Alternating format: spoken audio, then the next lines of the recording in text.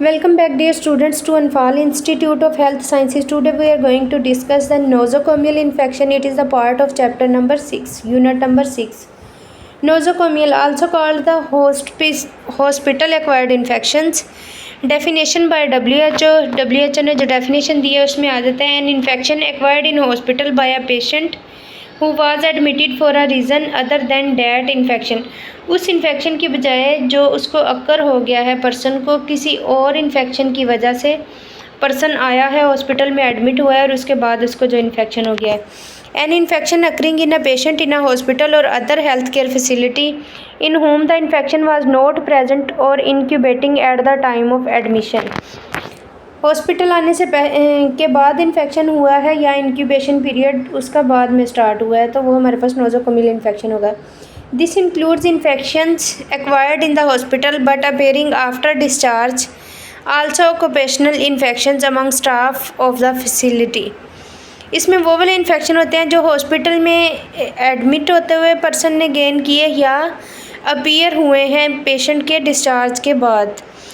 Around 9% of all hospital patients develop hospital infections. 9% patients develop करते हैं nosocomial infection. Common nosocomial infections में हमारे पास आ जाते हैं UTIs, surgical wound infections, lower respiratory infections, traumatic wounds and burn infections, primary bacteremia, GIT tract infections. और mode of transmission में हमारे पास आ जाते हैं कॉन्टैक्ट, हैंडबोन मोस्ट कॉमन होता है हमारे पास, एरियल रूट और एयरबोन हमारे पास आ जाते हैं, oral route, parenteral route, vector borne आ जाते हैं. सोर्स ऑफ नोसोकोमियल इन्फेक्शन में हमारे पास आ जाते हैं लोअर डिफेंसेस, जब हमारी इम्यूनिटी वीक होती है, एंटीबायोटिक ट्रीटमेंट, बैक्टीरिया किल करने का ट्रीटमेंट दे रहे होते हैं तो समहाउ बेनिफिशियल बैक्टीरिया भी किल हो रहा है. Contaminated hospital environment, for example fluid, blood, food, air. Contaminated जो इन्वायरमेंट होता है वहाँ से भी ग्रो करते हैं बैक्टीरिया. पेशेंट्स फ्लोरा जो होता है cutaneous, GIT flora, respiratory flora, वो फ्लोरा भी इन्फेक्शन काज कर सकता है. मेडिकल और surgical procedure used, catheters, medical equipment, medical personnels, ये सारी चीज़ें भी इन्फेक्शन कैरी कर सकती हैं. अब इन्फेक्शन को प्रिवेंट करने के लिए कौन कौन सी मेजर्स हम लेंगे उसमें आ जाता है treat all patients as a potential biohazard. सब पेशेंट्स को हमने बायोहैज़र्ड्स के तौर पे प्रिवेंट करना है, उनको इन्फेक्शन से उनकी केयर करनी है और उनको हाइजीन बतानी है. Isolation designed to prevent transmission of microorganisms by common routes in hospitals.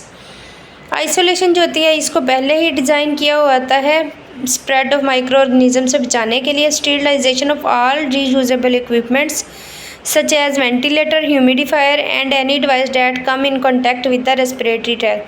स्टीरिलाइजेशन तो ऑल इक्विपमेंट्स की करनी ही होती है, ख़ासतौर पे उन्होंने बताया है ventilator, humidifier and respiratory tract में यूज़ होने वाली कोई भी चीज़ की हमने स्टीरिलाइजेशन करनी है. Measures to prevent and control nosocomial infections में हमारे पास आ जाते हैं 10 ways to protect your patients.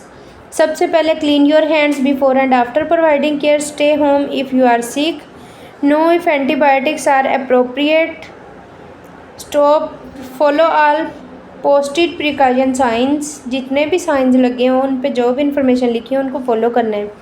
Use personal protective equipment, get vaccinated, use safe injection practices, keep patients environment and equipment clean, educate patients on infection prevention, know your facility infection प्रिवेंशनिस्ट.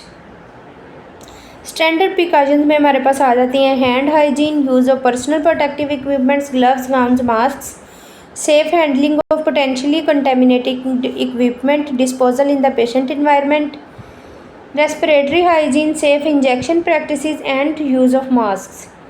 Standard precautions में हमारे पास हैं must always be used when caring for all patients. ये तमाम patients के लिए use होती हैं.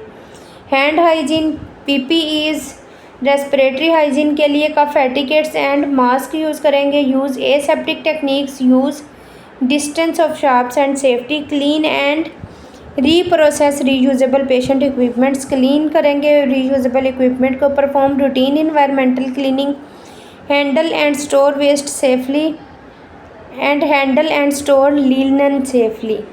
Universal precautions में हमारे पास आ जाते हैं hand washing, personal protective equipments, preventing managing sharps injuries, aseptic techniques, isolation, staff health, linen handling, waste disposal, spillage of body fluids, environmental cleaning, risk management and assessment.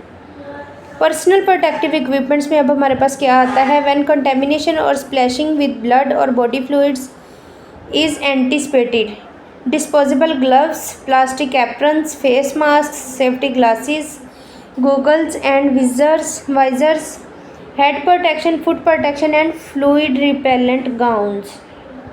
Remember everything you touch has been touched by someone else. आप जो भी medical में touch करते हैं वो किसी दूसरे से टच होता है हमारे बाद या हमारे से पहले. Hand hygiene is the simplest most effective measure for preventing hospital acquired infections. Thank you very much for your attention. The lecture is finished. The unit number 6 is completed. We will discuss unit number 7 in the next lecture. Thank you. Stay tuned for the next lecture. If you have any questions, you can ask in comment sections.